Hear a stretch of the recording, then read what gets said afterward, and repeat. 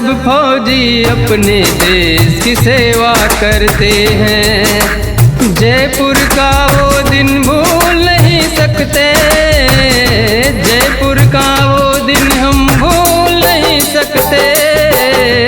जब हमने अपनी जान गंवाई थी, हम सब फौजी अपने देश की सेवा करते हैं।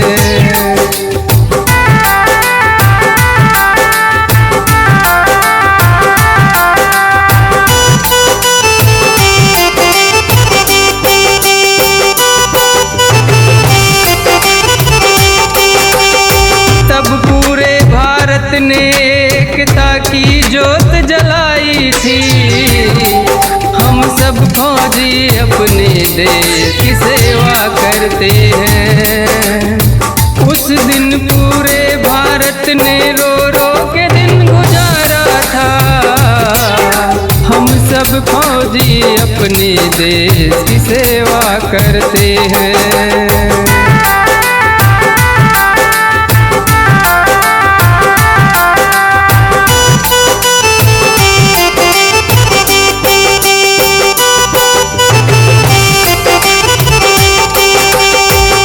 दिन पूरे भारत ने रो रो के दिन गुजारा था, जब हमने जयपुर में अपनी जान गंवाई थी। हम सब फौजी अपने तिरंगे के सामने ही सिर झुकाते हैं।